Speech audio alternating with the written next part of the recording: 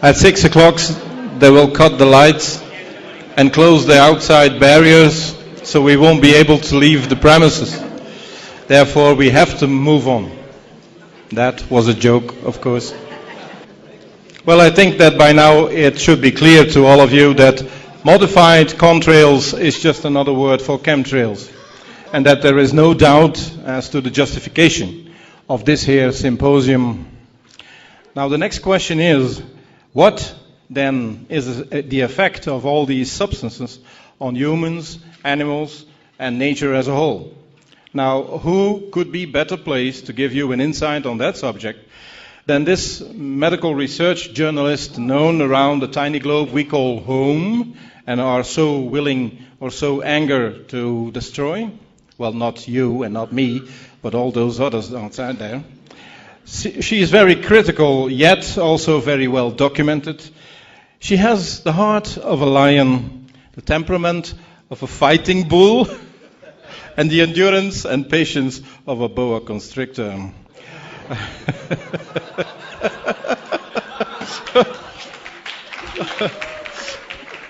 She is the ultimate intellectual femme fatale, and she is well known and loved in our Belfort midst.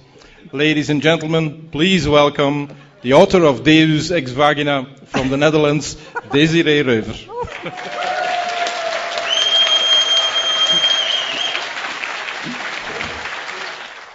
Oh, wow. I didn't recognize myself for a minute. Okay, chemtrails. The subject of today. This is what the sky is supposed to look like. These are old paintings. We forgot this, I'm afraid. This is what the sky looks today, all too often. And I really must say, when I was researching this subject, my heart was weeping about what I found. And one of the things that I see, whether it's in the medical arena or in this arena, is that when the head is not connected to the heart, the hands and feet can do the most atrocious things. And that is what I see.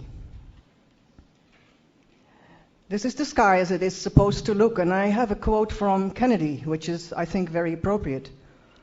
And no official of my administration, whether his rank is high or low, civilian or military, should interpret my words here tonight as an excuse to censor the news, to stifle dissent, to cover up our mistakes, or to withhold from the press and the public the facts they deserve to know. I think that's why he was killed. All the pictures in here with the landscapes are pictures I took around where I live. So the facts we are not supposed to know, but we deserve to know. Some people know them. The pilots, for instance, they are in the know.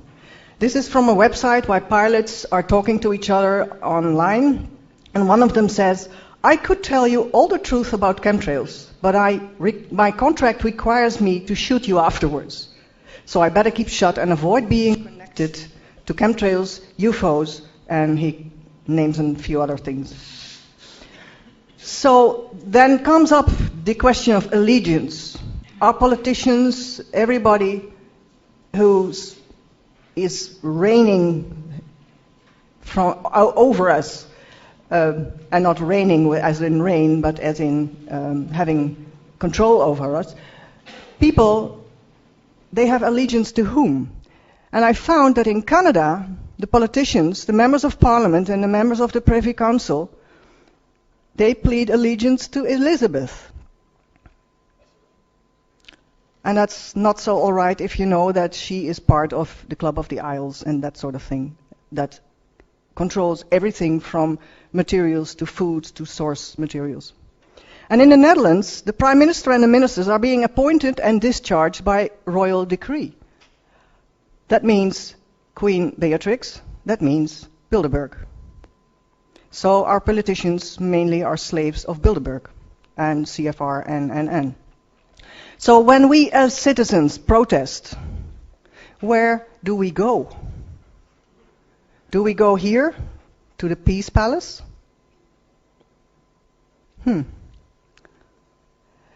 This is a document that was in the presentation of Koen Vermeer, and so I can be very short with that.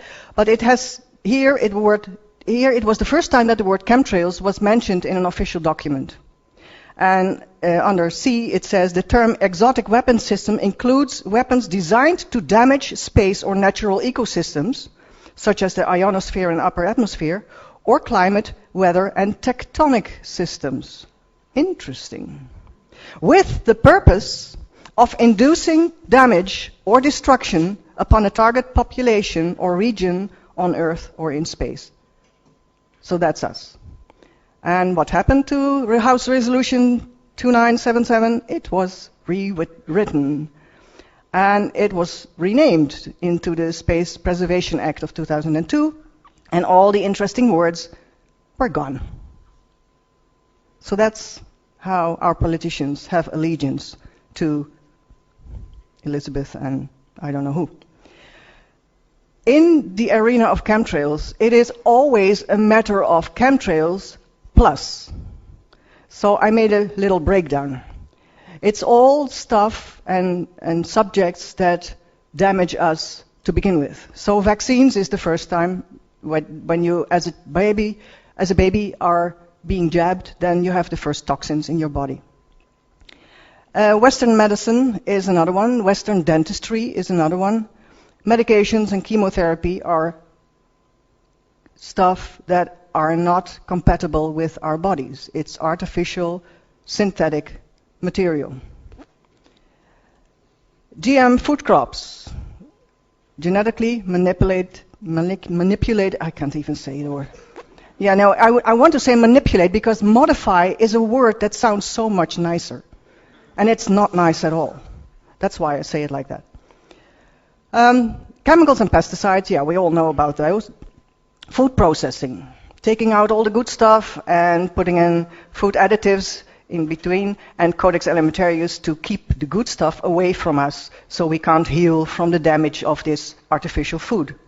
I used to say in a village that it was the pharmacy that was the toxic belt in a village. Now a supermarket is a very good second one. Toxic packaging and radiation. They radiate our food, which means that it changes the proteins and the amino acids, the bondings between those materials. And toxic packaging, think about aluminum packages of Capri Sonne. You have orange juice in an aluminum package. They gave that to a school class, and they were, in no time, they had a lot of that to drink, and in no time these kids got ADHD. It was the aluminum. Microwave kills your food. Teflon is basically fluoride. And fluoride in the water or in your cookware will take off 10 to 15 points of your IQ. Nuclear fallout, not so depleted uranium. Electropollution, very important. We are living batteries. Our system works with electromagnetic frequencies. So if you disturb those, you disturb the whole organism. And computers and cell phones will do that. And power cables and extra low frequencies. And SQUAD, silent sound spectrum, and I always forgot the fourth S. Spread spectrum, yes, thank you. That is a way of manipulating our way of thinking.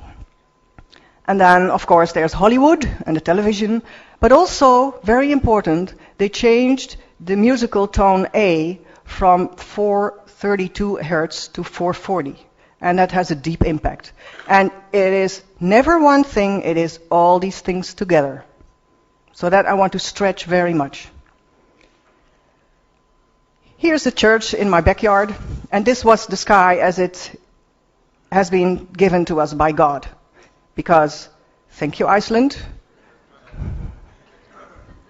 And this was 22nd of April, a few days later. They came back with a vengeance, with sag, sag, sag, sag, sag. So what is sag?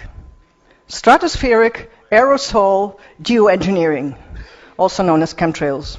And the particles, for people who want to know, is an aerosol is a suspension of fine solid particles or liquid droplets in a gas. First time global warming was mentioned was in the Indiana Hammond Times in '57. And they stated that California scientists were studying the possibility that this continued pouring forth of waste gases may upset the rather delicate carbon dioxide balance in the Earth's general atmosphere, and that a large-scale global warming with radical climate changes may result. That was '57. And up came the patents. This has been in the other presentation as well. And this is based on a patent from 1927, so they have been at it for quite some time. This is another patent that was mentioned also, and these are patents from 1965 and 1988. And then Welsbach materials and the oxides of metals are mentioned. Stuff that does not belong to our environment, to our lungs, to our systems, or whatsoever. This is a document that I found that has a conclusion that the most effective global warming method of mitigation is the spraying of reflective aerosol compounds into the atmosphere, utilizing commercial, military, and private aircraft. So there's your answer also. Global warming. What did NASA say in October 2005? Persistent jet contrails, read chemtrails, form man-made clouds that are trapping the warmth in the atmosphere and exacerbating global warming. They contribute to long-term changes in the Earth's climate and affect natural resources. And the US Army said in spring of 2008, the problem is with the sun. Global warming is not directly caused by civilization. And up comes the Council on Foreign Relations in May 2008 and says geoengineering is any of a variety of strategies such as injecting light-reflecting particles into the stratosphere that global warming. So they're back at it again. This is the weatherman who said, I know about this. This is radar stuff, and I know because I was in the army. But who is doing all this?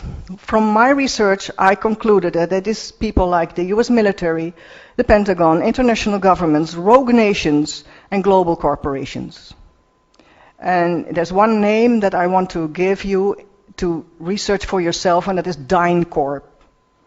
DynCorp is a semi-military organization, has also ties with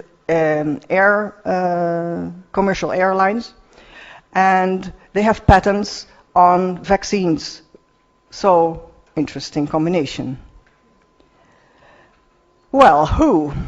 Well, this darling, Mr. Brzezinski, Obama's teacher, he said in 1970, technology will make available to the leaders of major nations techniques for conducting secret warfare, of which only a bare minimum of the security forces need be appraised.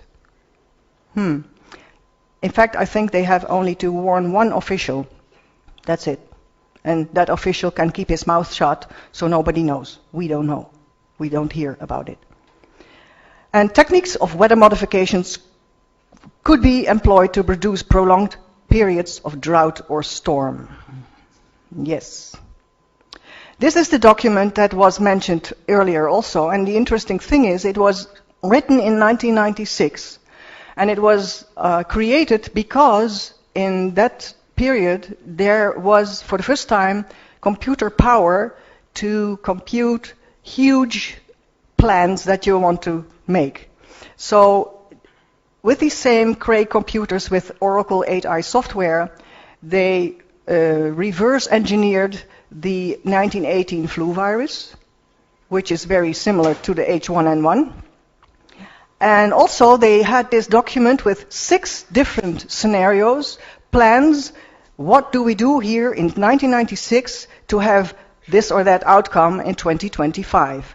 And in one of the 6 scenarios that was called digital cacophony, there is a timeline and that mentions flu pandemic in 2009. Interesting. And this is what Mr. Vermeer showed us already, but then in a different view. But here you can see how you can manipulate things and use them to your advantage and to the disadvantage of your so-called enemy.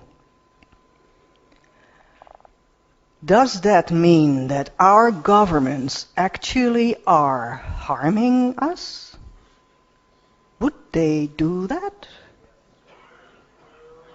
I don't know. Biowar trials on UK citizens between 1940 and 1979. They sprayed E. coli and Bacillus globigi and zinc cadmium sulfide, all carcinogens.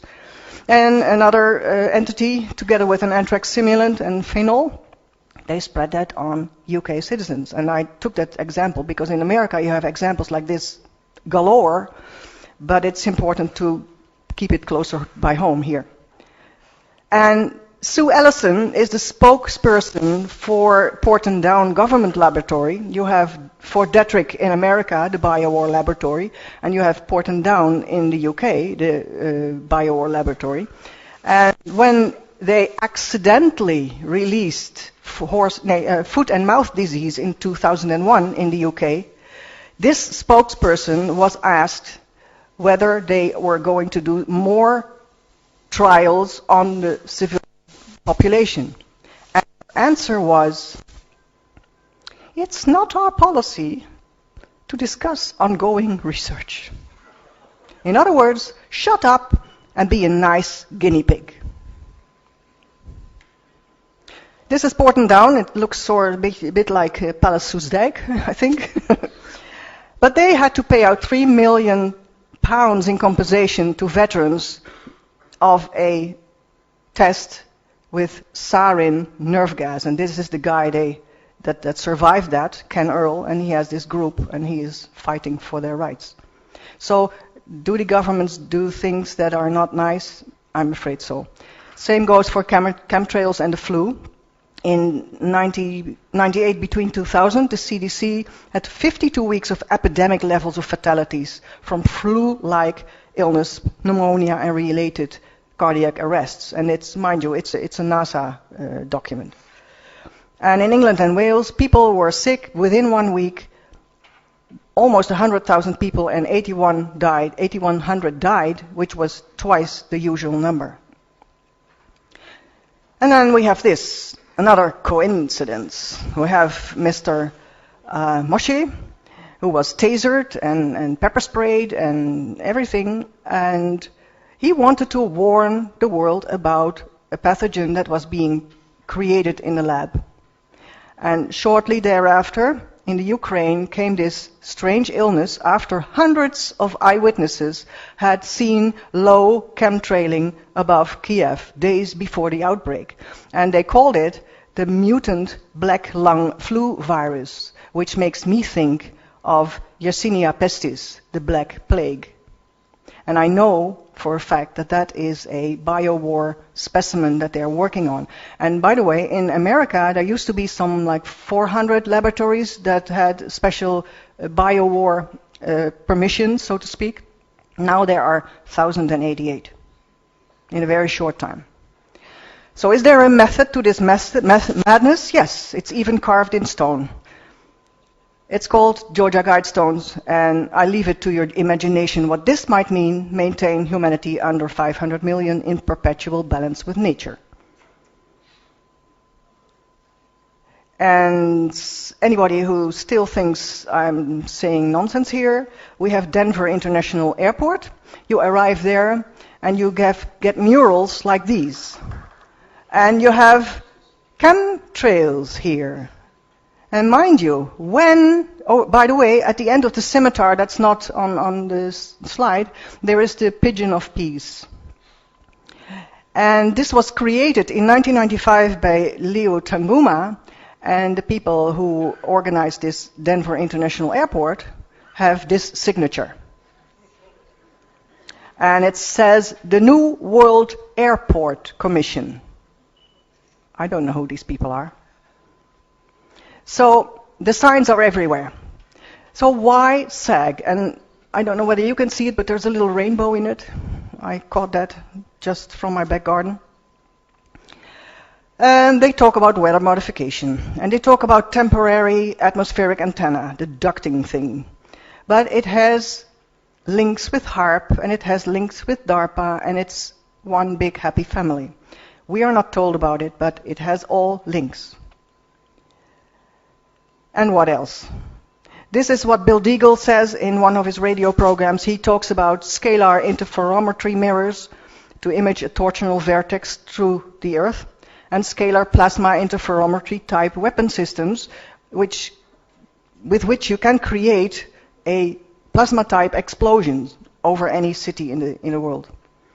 And these, basically the air is turned into a plasma, so you can do a lot of things and affect people, crops, and even earthquakes. So there are a lot of questions. I mean, I find these things and I say, oh, who is doing this? What is this? And of course, there is no Google that you can say and you get the answer. So it boils down to ask the intelligent questions. The more questions you have, the closer you come to the truth, eventually. So where are they sagging us? Everywhere. This is America, this is Geneva, and this is also America, and here we have Saudi Arabia. And this is Lisbon, UK, Europe, and Belgium and Holland. All NASA photos. When are they doing it? Well, day and night. There's that church again. Full moon, and you can see them. They are not chemtrailing, apparently, in China, Costa Rica, and Paraguay. Didn't Georgie Boy buy a farm in Paraguay recently? Bushy Boy? Yeah. So he must know something we don't. Global warming, I call it global dimming, the chemtrail thing, or global weirding. And what does it mean when we have no sunlight? There is no photosynthesis. There is no vitamin D. And there is no immune system. We, as living beings on the earth, all need full spectrum sunlight for different things. If we don't have the vitamin D3, we fall ill, we can't fight cancer, that sort of thing. That's why they tell you to put sunscreen on your skin, because the sunscreen is carcinogenic in itself, and it cuts off the skin from direct contact with the sun, so you can't even make vitamin D3. Aren't they clever, our doctors? And, well, of course, sunlight has been used for ages to disinfect things. And the photosynthesis in plants and food crops. And, of course, it's an alternate energy source, which we have lost already for 60%, as Dane Wigington told us. Ultraviolet light, a part of sunlight, is also very important. And these are physical processes for which we need ultraviolet light. It helps our metabolism. It keeps our blood pressure down. It helps us with our sex hormones. It has a better heart efficiency. And I'm talking also about the other heart energy here. Natural vitamin D3 production, calcium absorption. You can treat psoriasis, that is the skin disease. People with asthma can breathe more easily. It brings down the blood cholesterol, although that is a whole different lecture because the whole cholesterol story is not what you're being told by your doctor. It helps with weight loss, and it does something good to your blood calcium. And vitamin D3 is not a vitamin, actually, it's a hormone. And it does a lot of things that are very important for our health. That is, it has to do with how our bone structure behaves and how our cells behave. in terms of cancer, vitamin D3 helps regulate the apoptosis, the programmed cell death. So everybody has cancer cells in his body, but our own system can take them down, but we need vitamin D3 to do the job, among other things. Our immune T cells, those are the Pac-Man cells that eat up our pathogens, they go up when we have vitamin D3. Our insulin production goes up, very important. There are so many diabetics here in the world, and one of the reasons we have so many diabetics is vaccines. So insulin production helped by vitamin D3 will help you to be easy on your insulin shots. And there is a connection with osteoporosis, of course, and it preserves muscle strength after exercise. And those are just a couple of examples. Chemtrail effects. We have aluminum in the chemtrails. And the aluminum in the chemtrails enhances the effects of HAARP. And HAARP is sending out extreme or extra low frequencies. And these frequencies work with or against or in or through our bodily systems. Because, as I said, we are electrical beings. That's why homeopathy works. It's frequency information. And so HAARP can change our thoughts and emotions and give us anxiety, inability to concentrate, and depression. Barium is also a very nice stuff that helps to steer the jet stream, which is interesting. You can manipulate the weather and the climate. But barium makes us more vulnerable for X-band radar. And also barium takes potassium out of the human organism, and we have in our cells this sodium-potassium pump to bring stuff in and out of the cells. So if that's out of whack, you see what will happen. You will be less healthy than you could be. And because there's less potassium, you have more risk on muscle weakness and heart defibrillation. And then there's another thing, the magnesium that you get, not too much from your food, but because in the soil there's not so much magnesium here. But any magnesium that is in your body can bind to the aluminum and give blood clotting. There are many, many people on blood thinners, warfarin, Coumadin. But what they do is calcify the arteries and erase short-term memory. So the minions can do whatever they do over and over and over again as long as you are on warfarin and Coumadin. And the barium and aluminum together, they work to diffuse and strengthen an electrical charge. And since, again, we are electrical beings, there is an effect bodily and in our minds as well. This is an X-band radar, and it's being put on a ship they took it out of Texas days before Katrina. Interesting. It scans the system for barium. You light up, sort of. And this is HAARP, and that has the ELF. And the chemtrails have the aluminum and the barium. So basically, the aluminum in your system has made you into an antenna. So now you are a perfect component for these two systems to work against you. This is the Illuminati wet dream, I guess. Here is a little thing about the layers in the atmosphere. The numbers here, 70 to 51 and 0 to 17, those are the layers where chemtrails and contrails are. Chemtrail content. Look, the same church again. Chemtrails above it. This is Dane Wigginton with his sun panels that take 60% less sun power these days. And he speaks about particles being put up at these heights of 23 to 27 kilometers, and they spread out in a laminar pattern, and they take 2.5 to 4 years to fall back to Earth. And Bill Deagle says, one time he says barium is 10,000 times more toxic than lead, and at other times he has an even higher number. So I don't know which is which, but 10 times is enough for me. It's plainly too much. And aluminum is killing these ecosystems, as we know now since this morning. And then I found some different sources explaining what they have found in their testing of materials that come from chemtrails. And of course, there's the barium and the chaff, and the thorium and the cadmium, and desiccated blood and plasma cells, mold, spores, yellow fungal mycotoxins. And there is one mycotoxin that has a link with Gulf War syndrome, and that is mycoplasma incognitus, and it's patented by the US government. I have the patent right there on my laptop.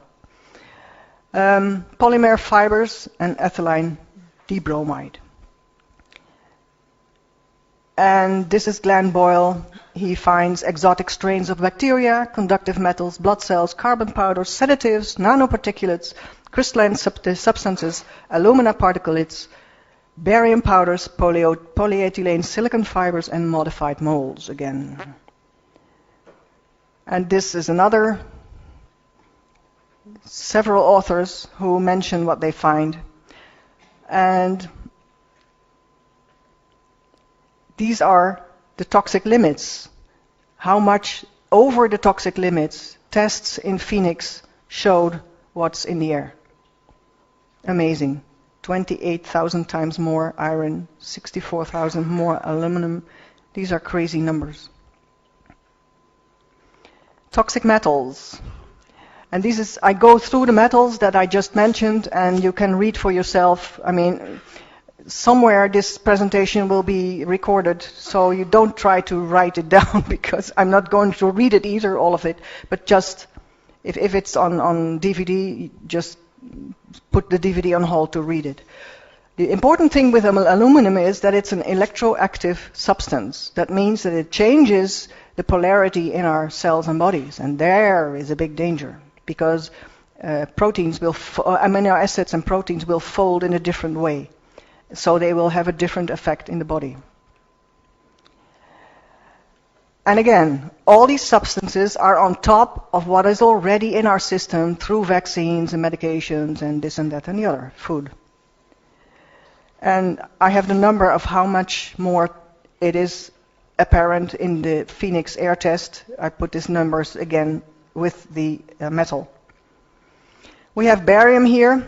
It gives breathing difficulties, blood pressure problems, kidney and heart damage, and there is a link with MS, multiple sclerosis. And it's 278 times above the limit. Cadmium gives a lot of awful things, but also reproductive failure and possibly infertility. And there is basically three things that I find all over the place when I'm researching vaccines or medicines or whatever, and they are trying to make us stupid, they are trying to make us sick, and they are trying to make us infertile.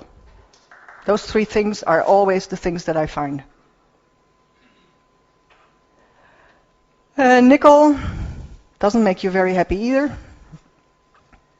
169 times above the limit. Chromium, very important in diabetes, in the blood sugar thing, but then in a different way, in a different sense than as a metal like this, of course. Thorium, breathing in a massive amount is lethal. And then we go to the non-metal toxins, ethylene dibromide. You get depression and collapse, or even death if you inhale too much of it. And again, damage to sperm cells in the testicles. And then we go to the mycotoxins of fungi and molds. And the most common ones are Aspergillus, Penicillium, and Fusarium. And they have estrogenic effects, and they can give you cancer, and they can change your genetic makeup. It's nice stuff. These molds and toxins give toxic syndromes in all mammals and humans. And an interesting point that Bill Deagle again made was that the H5N1 cases in China in 2007 were found exactly beneath the flight paths of British airway jets. Interesting. This was a beautiful day.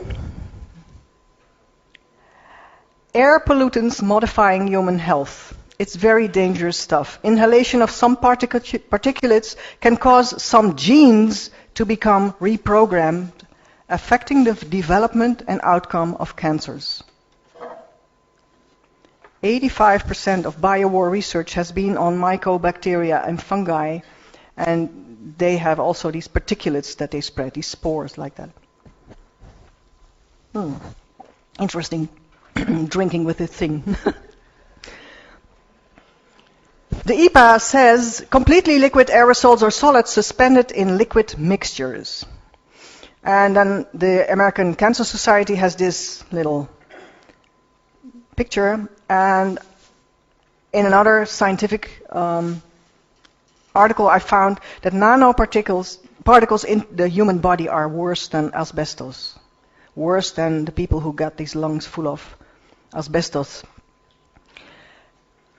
And putting nanoparticulates in the upper atmosphere to geoengineer the climate means that you are creating ecological collapse, massive famine due to low harvest, damage to human beings and all forms of life, whether it's vertebrates, invertebrates, or amphibians. And there is nanoparticles in the brain, an article in Nature. Nanoparticles, tiny lumps of matter that could one day be used to build faster computer circuits and improve drug delivery systems, can travel to the brain after being inhaled. So now we know where they're going. And this is some of the literature, and the last one is a recent article from a study in China where there was people working in a workplace where nanoparticles were swarming around, and they fell ill, all of them. This is another illustration. I'll leave it for a while so everybody can wake up again.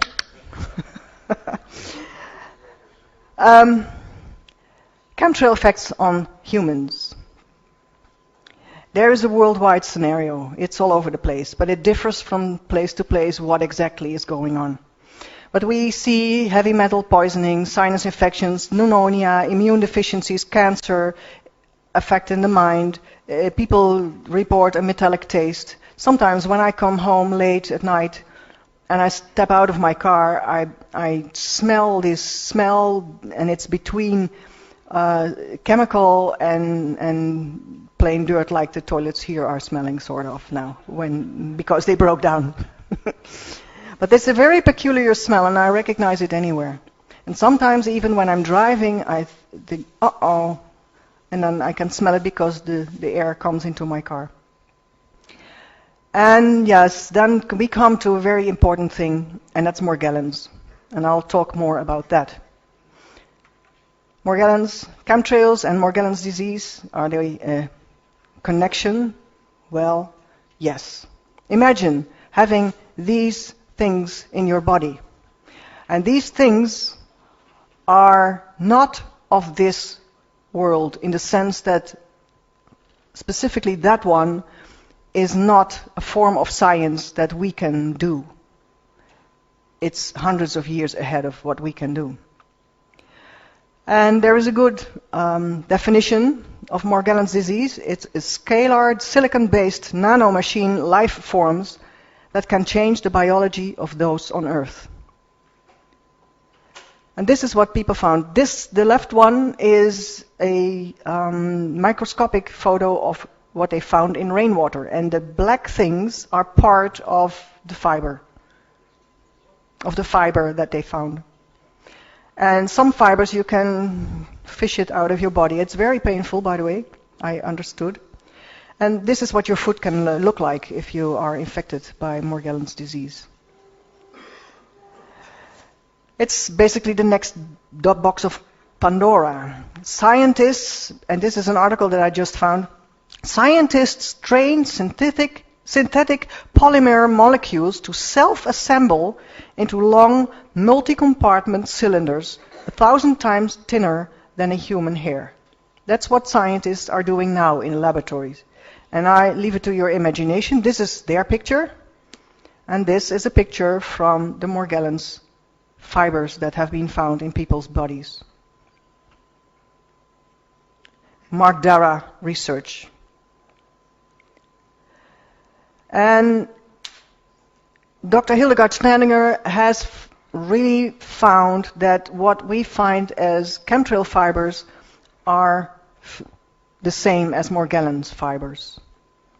And she has this long definition about Morgellons. It's a communicable nanotechnology invasion of human tissues in the form of self-assembling, self-replicating nanotubes, nanowires, nanoarrays with sensors and other nano configurations, some carrying genetically altered and spliced DNA and RNA. And these nanomachines thrive in extreme alkaline pH conditions and use the body's bioelectric energy and other unidentified elements for power. And what people with Morgellons disease report is that they feel as if their soul has been taken over. They feel these entities crawling under their skins, and it's very painful, and you can't do one thing about it, it seems. And the symptoms are horrible skin problems. You saw the last picture with the hand, with all these things. Fatigue, confusion, serious memory problems, joint pain, and very strange sensations, pins and needles, and fiber-like entities crawling under the skin. And Mark Dara did some very interesting research with spectrography. These are the things that he found, different elements in Morgellons specimens, and he put spectrography to that to see what the materials exactly, what are they. And he finds all sorts of strange answers. And the things that they find in Morgellons are ribbon-like filaments, rounded smooth filaments in single strands or loosely interwoven balls, capsule-like structures, starfish-shaped particles, worm-like tubes, and black, irregular-edged flakes. Imagine having that garbage in your body. So Hildegard Steininger, she is a, how you say that, a naturopathic doctor, but also a toxicologist in environmental issues. And she says these are nano-robotic assemblers. They replicate from the inside out. So from the digestive system and the renal system, they travel to the skin. And it's a composition of chemtrail fibers that matches exactly on what they find on Morgellons patients. And by this time, some 60,000 plus American families are infected. And the red areas and the orange areas are the areas where there are the most patients. But I heard already that the 60,000 is already an obsolete number. Gwen Scott is a naturopathic doctor. Heavy metals, biological pathogens, fibers, polymers, and other dangerous materials are being sprayed every day all around the planet. The materials are fine particulates and are easily breathed in. So it sounds as if there is no escape. And once in the body, and that is very important, they become systemic, meaning all through the body, in less than a minute. So then we come to animals, plants and trees. I mean, Morgellons fibers, they must be also in plants and animals, but I have no reports of that yet. Aluminum and fish. What aluminum will do to fish is that it will impair their ion regulation at the gill. So they can't breathe, they don't get oxygen. So the fish mortality goes up and the growth goes down and the reproductive potential goes down, and they have, because of the high acidity and high aluminum content of where they live, they have less food. So they're basically dying out, and that's what Dane Wigington really was saying also on the film. And then here we have frogs that are falling victim to a fungus. And it spreads like wildfire everywhere. About frogs, there is this Walt Disney film about The Princess and the Frog, I think. In America, there started a whole hype that little girls wanted to have their own little frog prince to kiss. Frogs are the best way to get infected with what's the name of it? The food poisoning, salmonella. So they're teaching little girls to kiss frogs. Great. Lovely. And this was just now in Greece, where millions of frogs left a lake and went over a highway. So they had to close the highway because these poor frogs were being run over. And the explanation that was given is that the frogs were looking for food elsewhere. I don't know whether that is true. I didn't hear further about it, but it's a sign of, I don't know yet what, but it's a sign. Aluminum and plants. If you put aluminum oxide nanoparticles in groundwater, then you inhibit the growth of corn, cucumber, cabbage, carrots, and soybeans. For instance, this is what they tested. But I guess that you can put any vegetable there and it will be impaired as well. And the smaller the nanoparticle, the greater the effect. And ecosystems are being targeted by aluminum toxins, and then you get in areas with trees, you get a death of elements that that work together with each other in synergy to keep the trees healthy.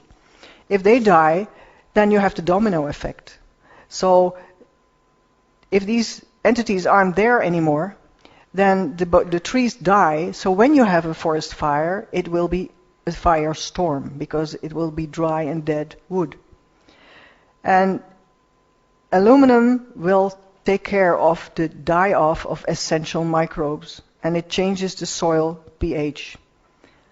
So on top of that, geoengineering various type of fungal forms is, I don't know, that is what happens, but these fungal forms and microtoxins are toxic to every living thing, including us. And this is telltale signs on trees. You see the webbing there, the dying of the trees, and there the white first 2 meters on a tree. What that is, I don't know. It might be a fungus or something, I don't know. But it's not a healthy sign anyway. And these are pictures that I got from Geert Top. Where is he? Up there. These are pictures from Belgium. This is the difference between October 2005 and September 2009, and you can see the trees didn't grow very much.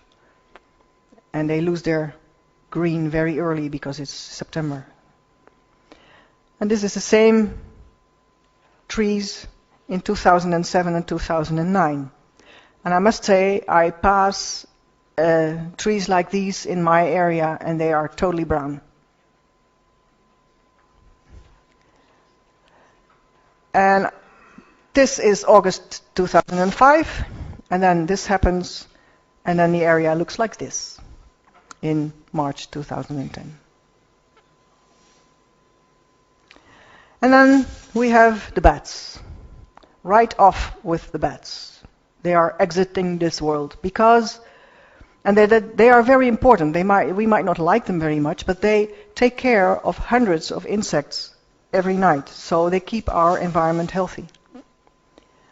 And what happens is the white nose syndrome, and it's caused again by a fungus. And every one of these bats with this white nose, they won't be here next week or next year. And here you see a close-up. And then, very important, the bees. And we have this new world word. It's a vomit word, basically. Colony collapse disorder. Because what it means is that bees are dying. And why they are dying, There are a number of reasons. Chemtrails is one of them, most probably. But also, bees use the sun as a compass. So with no sun there anymore, they have difficulty coming home again, or telling each other with their dance, here is the honey, or there is the honey, and they die. And in the United States, more than 35% of the population of the western honeybee flew out and never came home. So they are not to be found dead in their place of living, but they're just not there anymore. So what's that? Is that the electromagnetic frequency disturbances? Could be. I don't know. But there's several reasons. But bees are very important. Einstein said, if the bee disappeared off the surface of the globe, then man would have only 4 years of life left. Because no more bees, no more plants, no more animals, no more man. No more pollination, I forgot that. No. That's the key word, of course. So I was just testing you. pH changes. A good example of what a pH change can do in a simple and non-aggressive way is with hortensia. pH below 5.5, you have them in blue, and above 5.5, they become this color. Global effects of chemtrails is that the atmosphere has been changed into a plasma state, which is electrified gas. So you can, it's an atmospheric conductivity, you can send signals through that plasma to wherever you want. And electromagnetic frequencies are detrimental to human physical and emotional health. Again, you get anxiety, you get depression, you get loss of concentration. The most simple solution would be, in my book, what do you think?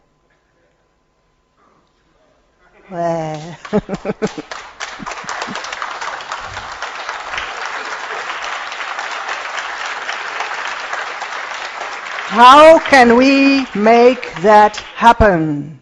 How can we make that happen? And there are natural solutions. These are, I don't know the word in English, but they're making love. That's the important thing. Detoxing is very important, and now I'm talking about human health. Detoxing. Chembuster is not only this thing, but Chembuster is also a product that I found, a liquid homeopathic herbal remedy. Silica D30 homeopathic remedy will bring to the surface all strange bodies that are in your body. So maybe they work with nanoparticles, I hope so, I'm not sure, I'm just giving it as an idea. We have to research this more thoroughly. Extra potassium is important because the barium will deplete that from our system. Krill oil, which is a form of omega-3 oil, will help excrete aluminum through the hair. That's a way of getting rid of aluminum. And bentonite is a sort of healing earth that attracts heavy metals, and you excrete it via the colon. You can drink, you make these clay drinks and drink it. Colloidal silver can do a lot of things. More ideas are here. Detoxing with chlorella, spirulina, or green magma, which is the wheatgrass product. Garlic is good against, vampires. But it will take care of a lot of pathogens also, parasites. Shiitake, mushroom. Ginkgo biloba, tea tree oil.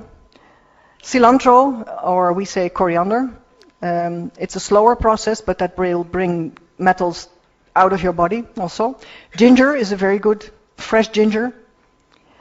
Evening primrose oil, omega-3 oils, klapmas, kombucha, the tea that you make from a fungus. That's a good fungus, because there are good fungi and bad fungi, like good people and bad people. And we are all good people here. Milk thistle will help you get rid of stuff and reinforce your liver. Vegetable juices will alkalize your body. Avocados will help getting rid of toxins. And drink lots and lots of clear but vital water. Tap water is dead. You de-energize your body when you drink tap water. But that's another lecture. Maybe I can come back someday. This is the Cambuster. We had a whole speech about that, so we know. And I made here a list of interesting websites. Don't try to write them down because you're not going to be able to. And that was it.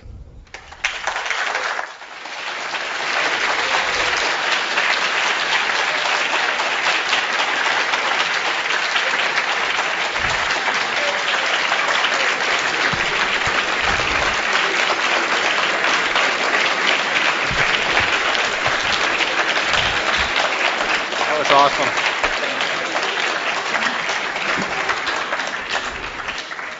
As always, very enlightening, very clear. It doesn't make us happy. No. But we knew that when we came here there was a risk. Especially when you invite me, yeah. But I think we learned a lot today from Desiree once more. I ask you again to give her a warm applause.